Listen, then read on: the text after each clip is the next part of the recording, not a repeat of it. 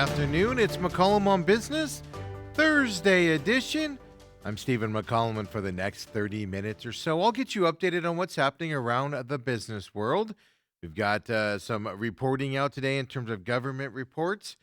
Could affect and kind of changing the expectations of future Fed cuts out there. Well, we'll get into that here with the market. But first, I appreciate you guys bearing with me to yesterday, having to take the day off because of a family situation, a little dentist appointment in the morning, and I was not able to make it here for the show. So I appreciate you bearing with us here, but we get you updated here on Thursday with what's happening out there.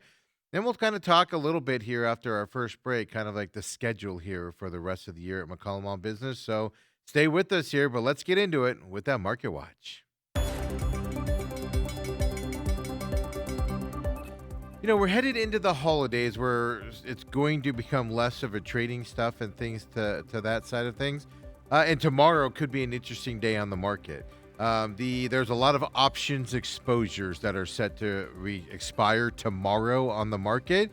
So we could see a big sell-off day next year as well. So December options expirations, they're usually the biggest days of the year. But this one, it's even bigger in terms of the options sitting out there than all prior years. So tomorrow could be a volatile day here on the market, but today let's sit back and enjoy. Everything's up today. Dow Jones is up 124 points right now, 48,046. S&P 500's up 55 points to 6788. The Nasdaq's up 395 points to 23,089. And then you got the Russell 2K, that small cap index itself is up to 19 points to 2513. Then you got Bitcoin here. When we left on Tuesday, well, it was in 85,000 range. It's at 86,331 here today for Bitcoin. So, a lot of stuff out there, including kind of the questions tomorrow. And here's the deal. It's $7.1 trillion in not national options exposure setting to expire tomorrow out there. 5 trillion of that is tied to the S&P 500, folks. Yes, 880 billion is linked to single stocks. So it's the biggest day of the year in terms of option expiration, leads to tax stuff, et cetera, that people do on this stuff. So tomorrow could be a very volatile day. We could see some major red tomorrow in the market, or even then we could see some ups as well. So keep everything into perspective here going into tomorrow if you wake up. And then you got the holiday season, which end of the year will be interesting out there. But at least today we do have a buy going on out there. Stocks that we're paying attention to now, well, we're waiting for Nike to announce theirs after the bell. That'll give us some insight on Nike, who's struggled the last couple years with terms of their business format. But first, we're going to look at Rocket Lab here today. They're an aerospace company, launch rockets into space is what they do. Well, their stock, jumped 9.34% today. Well, they launched the STP S-30 mission, and that did that for the U.S. Space Force's Space Systems Command that they launched up there. Rocket Lab, it said the launch was completed 5 months ahead of schedule. And so good news here for Rocket Lab, up 9.15%. I went around and looked at the peer companies out there. AST Space Mobile, they're up over 5% today. Virgin Galactic was up 3%. Viasat went up 1%. Kind of just sympathy here of the success of this Rocket Lab launch here with that U.S. Space Force's Space Control Command getting up there into space. Micron Technology is another stock we're looking at right now as well. They're up big today, 11.65% as of right now. They're a chip maker out there, and they issued a very, very, there's no other way to put it. We could have had 70 varies to this, a very positive revenue forecast for this company. Micron said it expected about $18.70 billion in revenue in the current quarter. That's a big jump from the expectation. The expectation was only $14.20 billion. Huge numbers here for Micron out there. Fiscal first quarter results, well, they also exceeded Wall Street's expectations, and then this revenue forecast was on top of that. If you don't know what Micron does, they make memory storage, basically for computers, data centers, artificial intelligence servers is what they specifically do. And they said their data center needs have fueled greater demand for its products, is what they came out and said. Deal. And they even went so far to say they are beyond sold out, was their word in their reporting. Listening to this conference, seeing a summary of this announcement here by them, their fiscal announcements, was amazing to listen to. Beyond sold out on their chips moving forward. So Micron Technology's up 11.42% here today. And then we're going to look at a stock that we haven't looked at in a long time. Trump Media is the stock we're going to look at. True Social parent company, tied to President Trump, of course.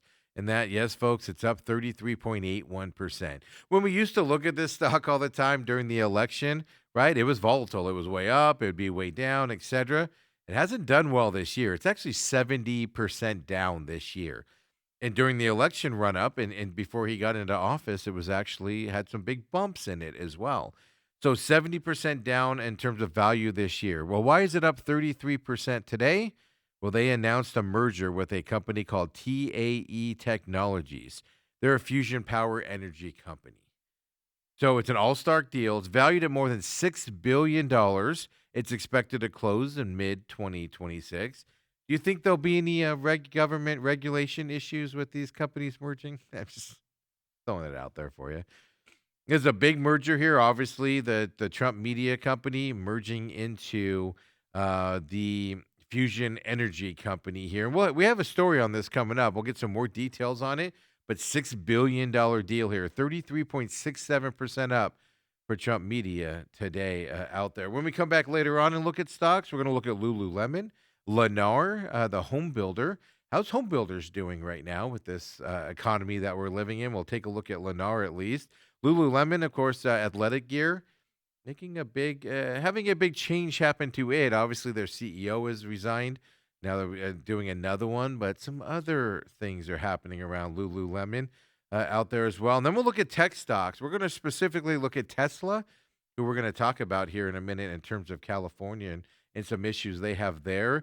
But we'll look at and talk about the tech stocks as well coming up and look specifically at that Tesla stock coming our way. But first, I want to get into this and consumer price index. It's been delayed. It's been delayed multiple times, all because of that government shutdown that happened. And so some of these numbers, we were expecting some numbers from October, didn't get as many as we wanted, but we do know the CPI there, the Consumer Price Index, rose at a 2.7% annualized rate last month. So this delayed report came in, and it basically showed economists, that they were wrong on their estimation. They were expecting it to rise 3.1%, only came in at 2.7%. The core CPI, which, as you know, core numbers, they strip away food and energy prices because they're so volatile. Well, it was also cooler than anticipated. It increased 2.6% over 12 months. It was expected to have risen by 3% also. So really cool numbers here today. The monthly increases, well, they were less than expected. Both the all items and even the core CPI gains were at 0.2%. That compares to the estimates, and people were expecting 0.3%. It's the first report that does encompass the area and the time frame of the U.S. government shutdown. So these numbers aren't trusted very much. Now, the October CPI was canceled, as we know. Thursday's report did not have all the usual data points of a typical CPI release. Well, the Bureau of Labor Statistics said it was unable to retroactively collect the October data. It did use some non-survey data sources, though, to make some index calculations. So on a 12-month basis, with those calculations, food prices were up 2.6%. Energy was up 4.2%. You want to talk shelter costs, which is the big part of the CPI. It's over one-third of the weighting of that CPI. It rose 3%, shelter costs did. So it does indicate progress toward the Fed's 2% overall inflation goal. These numbers do. Shelter has been a major contributor toward elevated inflation readings over many of the last reports. But as I said, people don't necessarily trust these numbers because of the October reporting and the data points, etc. So there should be some hesitant here from economists, and they aren't going to read too much into this specific report, and they're not going to read into it and overpanic. Because right now, if you saw the numbers, you'd say this is the start of a downward trend in inflation. Well, you're going to be a little hesitant if you're an economist, probably to think that way. You're going to be kind of reserved at thinking that way because of the lack of October comparison data in the report today. But the numbers were striking, so much so. Well, now everybody thinks that when the Fed meets in January, no rate cuts will come. They're just going to hold steady in January. But the March one actually went from a 53% chance of a rate cut to a 59% chance of a rate cut in terms of the markets, the stock markets that look at that and kind of bet on that stuff with this report. They want to see a good report with no delays coming out in January before they'll decide on anything else. So it has affected the outlook here on rate cuts coming up here from the Fed also that reporting. Now this is interesting to me, right? We talk a lot about a lot of people not wanting to go to college now because of the cost, the money you make and the cost expended going to college. And there's a big push, right, towards skilled trades workforces. And we know that there's a shortage of skilled workers out there as well. And, you need skilled workers to keep the country's infrastructure, the economy running as well. And we know that there's not enough workers to fill people that are retiring or getting older out there. Well, interesting enough, I found this where because I was looking into trade schools and stuff because I have a 17-year-old. Well, General Motors, they've invested hundreds of millions of dollars because they're building its own pipeline for future workers. So it's been a 5-year project alone, just what they've done in the last 5 years. GM has invested more than for $242 million in its skilled trade apprentices program. That program is geared toward training the next generation of skilled trade professionals, and it's got a combination of classroom instruction. But basically, the nice thing about it, it gives you thousands of hours of hand on experience at a specific GM facility out there. So it's hands on with the company itself. Apprentices do go through about 672 hours of related technical instruction, and that's in the classroom setting, but 7,920 hours of on the job training with an assigned qualified skilled tradesperson. Focus areas of the program do include a die maker, electricians, experimental assembler inspector, things like experimental laboratory paint technicians, millwright, metal model maker, wood model maker. Actually sounds like fun making the models. Pipe fitters, tool makers, machine repairer. You have a lot of different trades here in the skills side that GM obviously wants to get people into their pipeline to work for their company. There's 600 apprentices actually graduating from the program each year. And at the end of the course, well, participants do earn a journeyperson's card. That's an official credential that proves someone has completed an apprenticeship and now fully qualified to work in a skilled trade without direct supervision. And also, they do a nice thing. GM does with veterans. Yeah, if you're a veteran of the U.S. military, you can enter the program, and you may be able to complete the program in a shorter amount of time. And that's if you're in those trades, right, in the military. So if you're an electrician already in the military, you can go through it a little bit quicker from that perspective. So you start on with hands-on and schooling simultaneously. And here's a nice thing about it: you also get paid for going through this process. So if you have young kids and they don't know what to do with their lives, they don't want to go to college or graduating kids this year and kind of not sure where they want to go. The US, as we know, is struggling to build up that skilled labor workforce. The big problem is there's a surge of workers set to retire, or getting out of the trades altogether. And there's just not enough young workers that want to do that work or know how to do that work to take their place and replace them. So GM, at least for one company, is trying to change that trend with this program and find their future workers out there. So I know it's coming up Christmas time, and I know you got to have conversations with the kids on what their futures could be, especially if they're in high school right now. And I got a 17-year-old ready to graduate and find out what he wants to do and where he wants to go. So just an option for you out there. And we're going to look at Tesla stock here coming up and just after the break. But first, I mean, one of the reasons we're looking at Tesla is just because tech stocks in general have been down the last several days, but also because California regulators, and I find this fascinating here, because this is how close it can be with how these electric companies and their software is kind of volatile with politicians out there.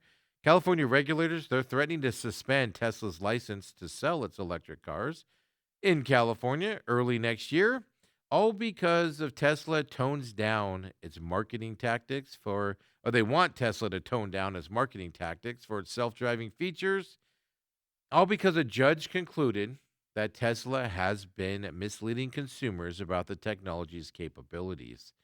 So it's a potential 30-day blackout of Tesla's California sales. It's they want to make this the primary punishment. So they're recommending this to the state's Department of Motor Vehicles. And it's a decision that was released on Tuesday of this week. The ruling by administrative law judge did determine that Tesla had for years engaged in deceptive marketing and specifically using the terms autopilot and full self-driving is what they called these services, all to promote the autonomous technology available in many of its cars.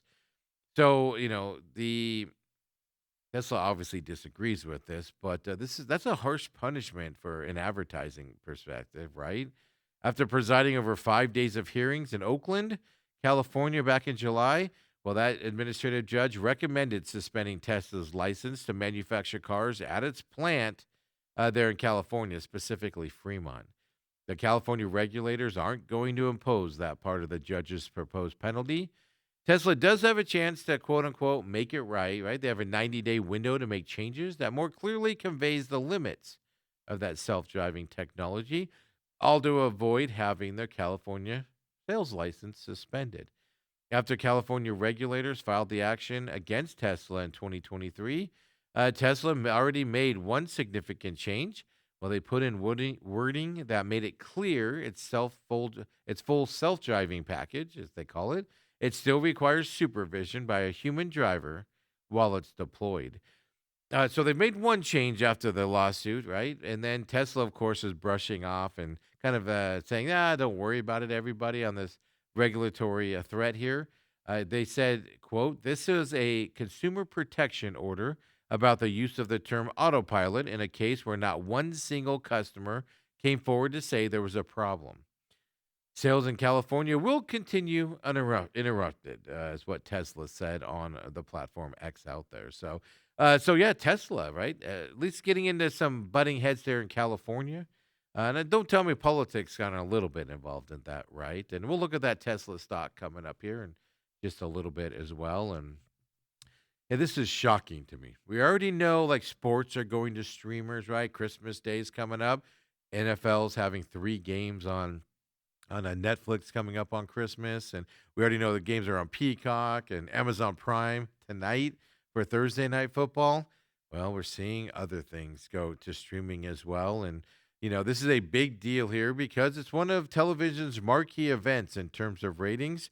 We're going to go to Hollywood here and talk about the Academy Awards. They're actually going to leave ABC and begin streaming exclusively on YouTube. Now, it's not going to be till 2029, but it's definitely coming down the pipeway here. The Academy of Motion Picture Arts and Sciences announced all of this yesterday. ABC, as I said, will continue to broadcast the ceremony through 2028. That 2028 year will mark the 100th anniversary of the Oscars. But then in 2029, YouTube will retain the global rights to streaming the Oscars all the way through 2033. So not a big contract, but YouTube will effectively be the home to all things Oscars. So that includes the red carpet coverage, the Governor's Awards, Oscar nominations announcements. So, a lot of major award shows, they've been adding streaming partnerships. Like for instance, they'll still do the award ceremony on, let's just say ABC, but they'll have like Peacock, for instance, do a pre-show thing or something to that effect. Well, this deal marks the first of the big four, right? The Oscars, Grammys, Emmys, Tonys, to completely get away from broadcast television and go strictly to streamers.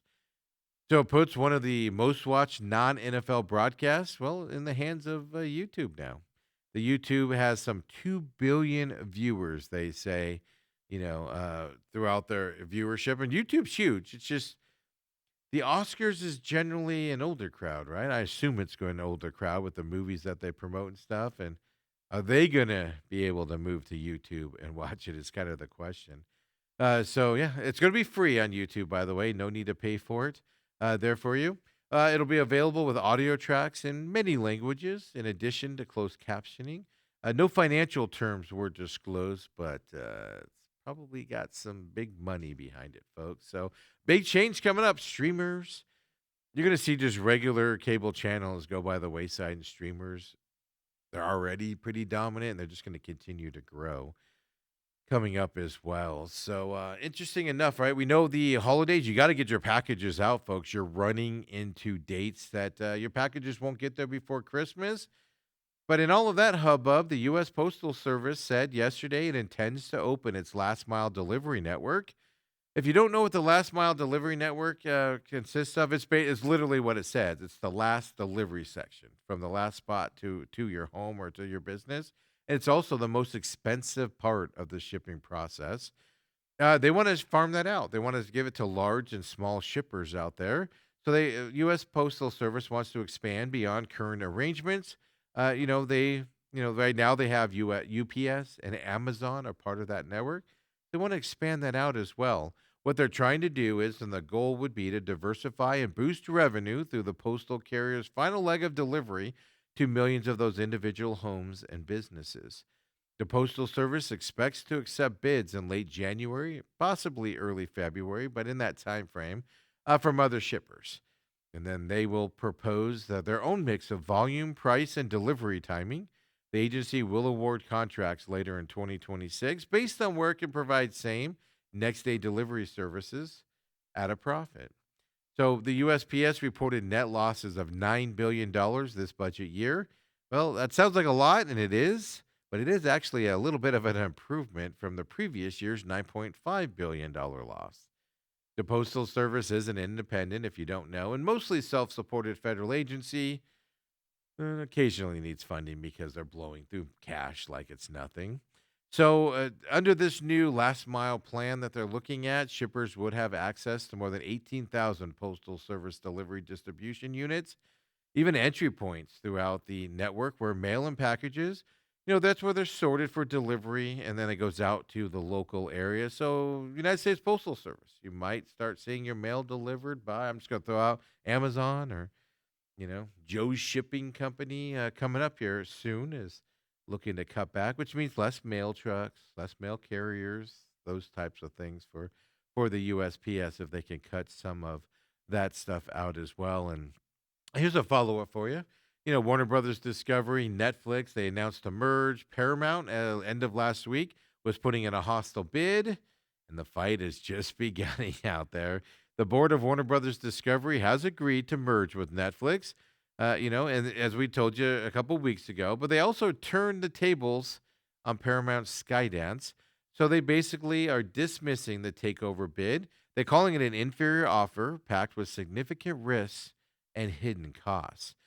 So Paramount did accuse Warner Brothers of treating it unfairly during the deal that Warner Brothers has done with Netflix, and now Warner Brothers has actually gone to the offensive side of things.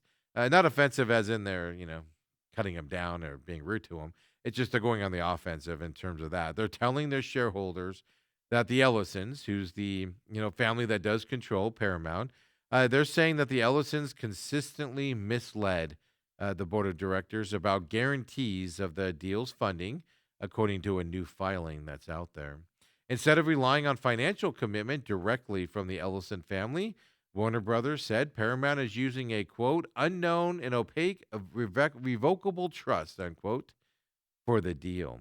And so a revocable trust is no replacement for a secured commitment by a controlling stockholder. That's what Warner Brothers did put in their filing. Despite the Ellison family, look, they have a lot of money, folks. A lot of money. They have a bunch of resources, obviously. They aren't actually putting their own money into this, right? Their money where their mouths are, according to Warner Brothers. And Warner Brothers is telling their shareholders this. Warner Brothers is recommending to stick to the Netflix deal, even though I don't think it's going to get through regulatory approval. At least in this entity, what'll have to be broken up or sold off on it.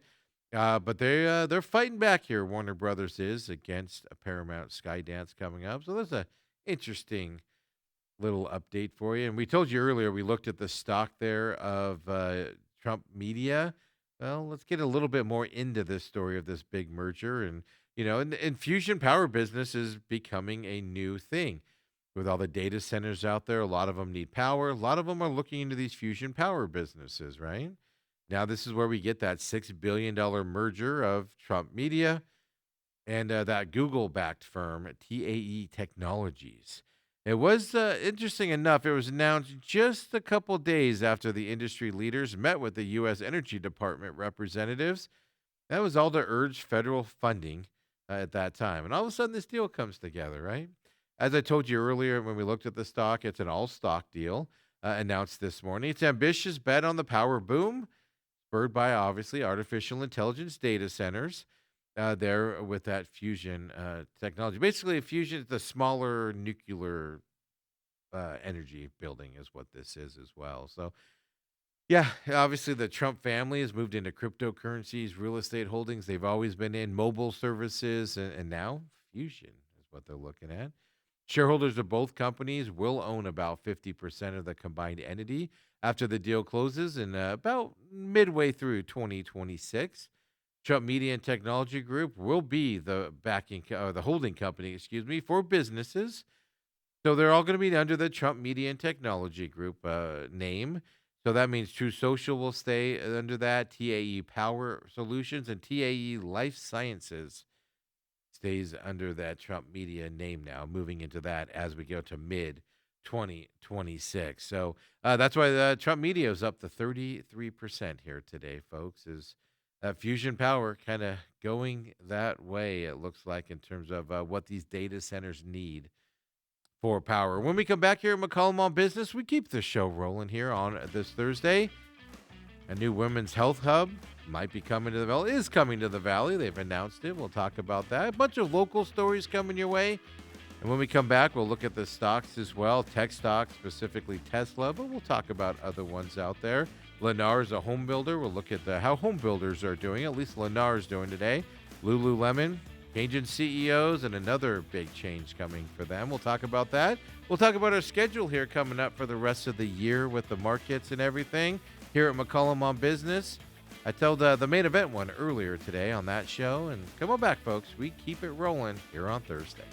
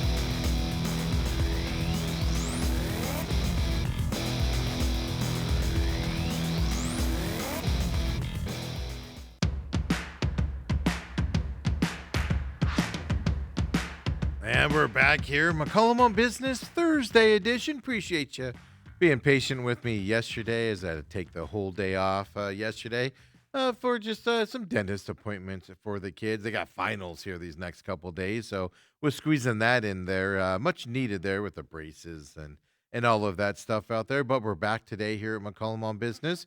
As soon as we're done here, we'll get it posted at Robat TV, of course, and up in the YouTube page as well for our production company. And kind of our schedule here for this show coming up, just to give you, and I think we'll, of course, be here tomorrow on Friday. Next week is obviously Christmas week. Christmas Eve's on Wednesday. The markets are open till 12:30, but we're going to be off here on Wednesday and of course Christmas Day of next week. So we'll be here Monday and Tuesday next week, off Wednesday, Thursday, Friday, and then we'll take off the whole July, basically opening of July week as well. So we'll be off that the July, what is that? The 29th, the 30th, the 31st would be on a Wednesday. The first on the Thursday, second on Friday. We'll be off that whole week. And then we'll be back that following Monday there, starting up all the programming again as well there. So trying to give you an idea of what we're looking at in terms of scheduling here at McCollum on Business. And then, of course, earlier today, we did the main event, right? Me, Uncle Lou came in today. Got him back in here after he had to take last week off, unfortunately. Had a death in the family and everything, but he came back today. We talked a lot of NFL in that second hour. It's posted now, free podcast system. Just search at TME Sports Show. It comes up. Of course, free YouTube page as well. Robat TV is where you can find it on demand as now. It's all on there for you. And folks, good time. We'll be back tomorrow as well. We'll be there Monday, Tuesday next week. I'm undecided on Friday, but I'm leaning toward Friday next week for the main event. Then Monday, Tuesday that week, of course, of New Year's. And then I'll be out of town there for the rest of that week. That's why no MOB that week coming your way. But that is there for you as well. Join us live here, Robat TV, 8 to 10 a.m. on demand after that. And the pit stop still in hiatus. We're getting closer to the racing season starting again. When that does, we'll, of course, advertise that for you. Follow me at the Pit Stop Talk. You can find the free podcast systems there, of course, on demand at Robat TV here, YouTube page as well. And then, of course, when the season begins, right here at Robat TV, coming your way for another race season. End of January, beginning of February. Still working on the date to fire that back up again, as that is on hiatus. And you saw the ad there for the Real Matrix. We're going to do is we had an episode come out on Wednesday, episode 12. Well, episode 13 is going to come out on Christmas Eve next week. We'll get that up for you coming your way. We might take the New Year's week off. We'll have more information on that and then get started the following week. But definitely one more episode this year for you for the Real Matrix. The Angry Fan wants you to come on board with just an open mind here to what he is looking at and what he's trying to open your eyes to and what's happening around the world. On demand at Robat TV every Wednesday at noon. Of course, YouTube page. And of course, it does have its own podcast system as well at The Real Matrix on all your favorite podcast systems. Just search The Real Matrix. It pops right up for you. Folks, it's programming that interests you. It's out there for you. And look, minimal advertising. We're going to start a big advertising campaign for it here over the holidays and leading into next year. And those of you that have found it, we've gotten some feedback from you. We have nothing to do with the show other than we produce it here. But, some of your feedback has been fun and entertaining. And I know some of you have tuned into that and don't agree with it, but you've enjoyed the shows at least from that side, folks. And that's what we strive to bring to you here as well. If you've always wanted to do a show, folks, reach out to me. Love to get you in here. Love to get you in here recording a show and putting it out there. And whatever your passion may be, whether it be your business, media, car shopping, you're a sales guy, you want to talk about car shopping, stuff like that, we can get you set up on that as well. So with all that being said, let's get right into that Market Watch. The inflation data was, as they say in the field, cooler than expected, meaning it came in well below the expectation levels. Micron, of course, having big earnings is through the roof in terms of the AI side of things. We have some question marks on tomorrow, as tomorrow is the biggest option day of the year, and it's going to be bigger than normal. We're talking billions of dollars tomorrow. Options are expiring, and people have to act on them out there. Well, tomorrow could be a volatile day on the market, so let's enjoy today. Dow Jones right now is up that 240 points. The S&P 500 is up to 69. The Nasdaq's up 401 points right now. The Russell 2K, that small cap index, 25 points up for it. And then you got Bitcoin, nominally up in terms of its numbers, 121 points up, but it is in the 86,000 range today, 86,294 for Bitcoin here today. Stocks that we are paying attention to. Let's talk a little athleisure products out there. Lululemon is the first stock we're going to look at. Yes, they're big up today, 5.24% as of right now, over 6% earlier today. So, they're getting a new CEO because the company has been in turmoil. And finally, after a few years, CEO's out, new one's coming in. But the other big news is activist investor. He's changed Southwest, changed a couple other companies he's bought into. Yes, Elliott Management has come in and taken a big stake here on Lululemon. $1 billion worth of stake here into Lululemon. And, he's bringing along somebody he wants to see as the CEO of Lululemon. So he's kind of trying to get that pushed through also with that big stake that he's purchased there. Elliott Management buys companies. He's an activist investor, tries to get them profitable. You see the changes he's making with Southwest, assigned seating, charge for bags now, premium offerings. He's done it with a couple other companies, and now Lululemon coming down the pipe there. And Lululemon's up 5.13% based off of that news. And, at least one home builder here is a little bit of a struggle. We're going to look at Lennar next. Lennar had a 4.5% decrease yesterday. They're down 2.88% right now as well. Mixed fourth quarter results for this home builder, Lennar. Evercore ISI did downgrade the shares of Lennar late Wednesday to underperform. They actually noted in their note here that guidance suggests that we have not reached the inflection point where overhead savings can outweigh tech investments. And we believe there's still downside risk to earnings if market conditions do not improve. The last part is what you pay attention here with these home builders. Market conditions, interest rates, even though they're coming down, still high, not enough inventory out there, high expenses on things like lumber, building a house. At least one investment company is saying there's still a major downside to these home builders. And Lennar down 4.5% yesterday, 2.98% down here today based off of those news. So it'll be interesting to see when some of these other home builders start posting their numbers and kind of where they stand on things. But I have a feeling we're going to see similar wording in this specific industry. And last and not least, we're going to look specifically at Tesla. So we could throw Tesla stock here, but I want to have, and the reason why I chose Tesla to show here, because we're going to talk about the tech stocks. The reason why I brought up Tesla specifically, well, obviously we had the story on California's threat to make them stop selling property or cars there for 30 days if they don't, fix their wording on their advertising.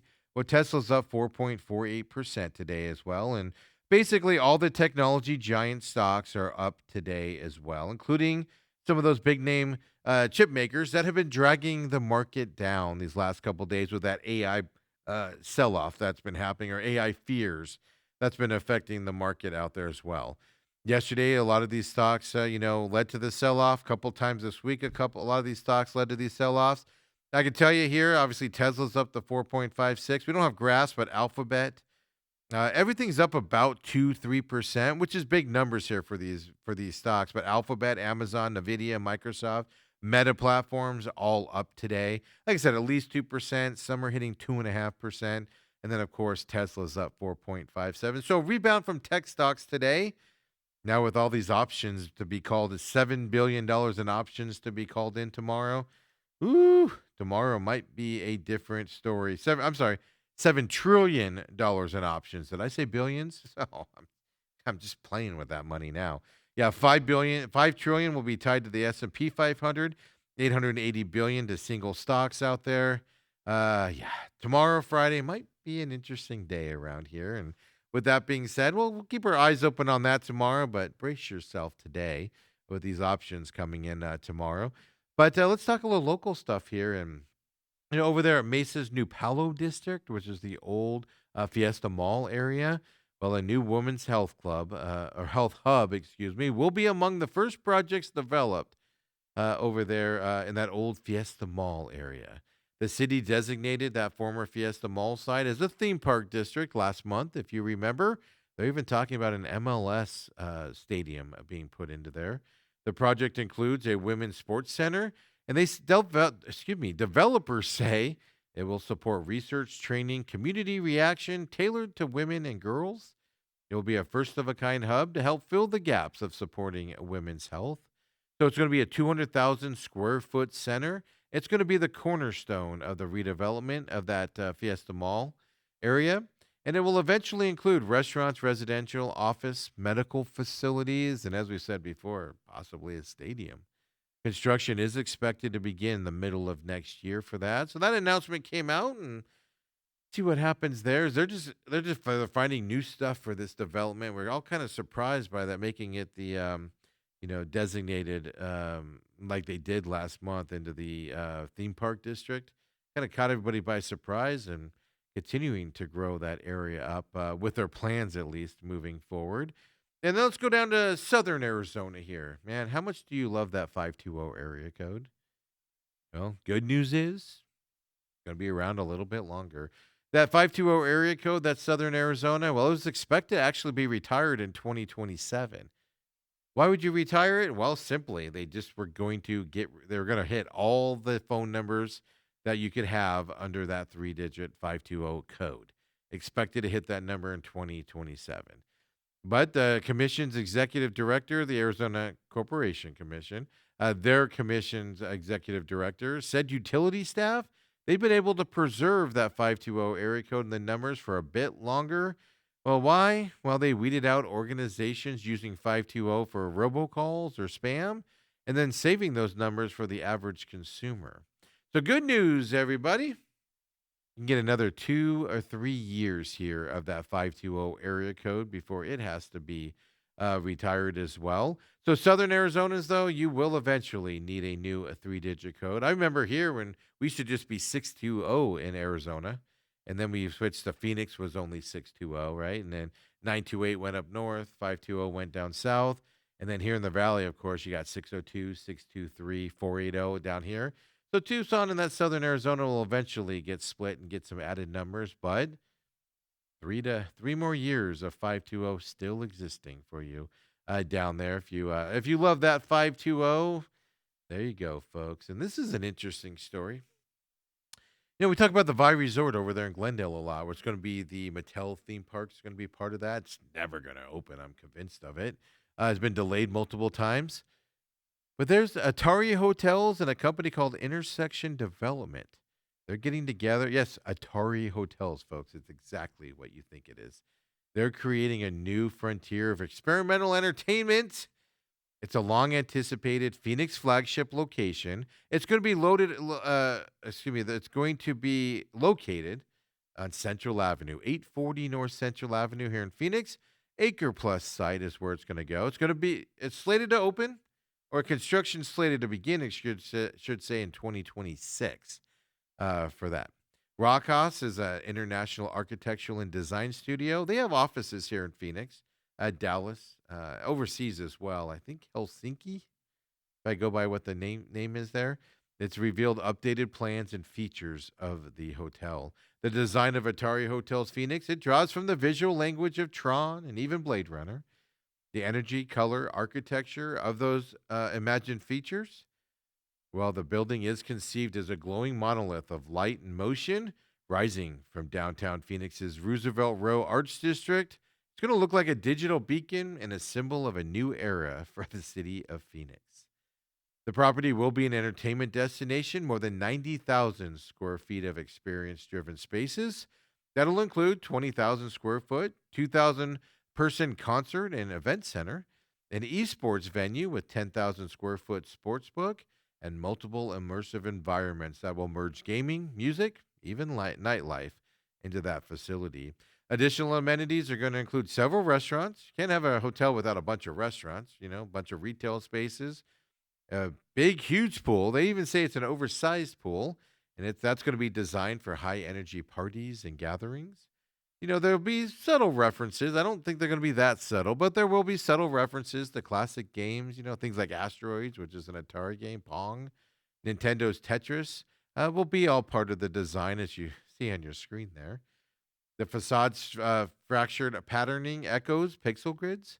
The interior light bands will create kinetic pathways like arcade circuitry. The iconic Atari logo has been re-envisioned and stretched up into the sky. So it'll transform itself into a bold, luminous symbol viable across the area of that land, which is called the district. A defining spatial feature of the building will be an LED lit breezeway that slices through the tower's base. It's going to be a programmable, immersive passage that serves as both an entry and a performance canvas. It's going to be all wrapped in a dynamic, reactive LED panels, the hotel will. It'll shift in color, rhythm, motion, syncing with events, seasons, even just the time of the day. It'll change. The urban portal forms an active link between the city and the hotel's inner world. There. Then there's going to be the hotel. We haven't got to the hotel rooms yet. 19 suites, 72 rooms is what it's going to have. So it's basically going to symbolize, obviously, 72 rooms, symbolize 1972. That was an important year in the gaming world because Atari was founded in 1972. The penthouse will be a 4,000 square foot baller suite. It'll have a private pool, spa, even a sun deck. It's built to host world class artists, athletes, and cultural icons there and there. So coming your way, getting closer to getting the construction started here in 2026. Let's hope it's not like the Vi Resort and the Mattel thing that's delayed for year after year after year after year. It looks like a monstrosity with all the lights. It really does. But I'm interested. Not gonna lie to you out there. Hey, we'll leave you today with this story here. Phoenix Sky Harbor. Well, they're doing the massive new West Terminal project, and it is going to happen faster than they anticipated. And it's going to happen by years faster. It's all because of the recent FAA decision that allows Phoenix Sky Harbor to use a comprehensive 2006 environmental review. So now they don't have to do the years of a new environmental study in order to get this construction going. So now planning is going to, or the project, I should say, at Sky Harbor is going to kick off, and construction potentially will start. We got a few years still, but 2029 is when it's expected to get going. So it's going to serve the airport's growing demand faster than initially anticipated. So if you don't know, details here are the FAA told Phoenix officials that the 2006 environmental impact strategy for major developments, including the new terminal, is sufficient. So that's that. That is a major hurdle here that's been skipped, folks. That decision, as I said, they say about 3 to 5 years off of the timeline to build this new wing, I'll call it, of the airport and everything. A $4 billion West Terminal is what's expected to be. $4 billion in today's money as part of the airport's long-term plan. It'll be built where terminals 1 and 2 once stood. So construction expected to begin, as I said, in 2029. And before the time frame was going to be post 2030 is what they were saying before this decision was made. So now we know the new terminal, is probably going to feature American Airlines or Southwest, the two largest carriers at Phoenix Sky Harbor, would move into that one. Other ones would go into that side. And how's it being funded, in case you're wondering? Passenger fees, bonds, airport funds. They say no taxpayer money is going into this airport at all. So sped up, but we're still years away from that terminal going through and all of that good stuff out there. Folks, I appreciate you joining me here for McCollum on Business on this Thursday. We'll be back tomorrow. Don't forget, we did the schedule earlier. I'll do some posts on it as well. We'll be here tomorrow, Monday and Tuesday of next week. And then we'll be off here at McCollum on Business all through the new year. And we'll be back there on the 5th of January, that Monday. I think it's the 5th. We'll be back then. So we got 3 more shows here to finish up this year of McCollum on Business. The main event, well, it's got 6 more shows coming your way this year as well. And it's all because market closures, lack of trading, etc. That's why we're going to take so much time off on the business show. But we'll promise you we'll be back in the new year with a brand new show and everything. But don't forget, join us tomorrow, Monday and Tuesday next week, folks. I'll be here. See you later, everybody. Have a great Thursday night.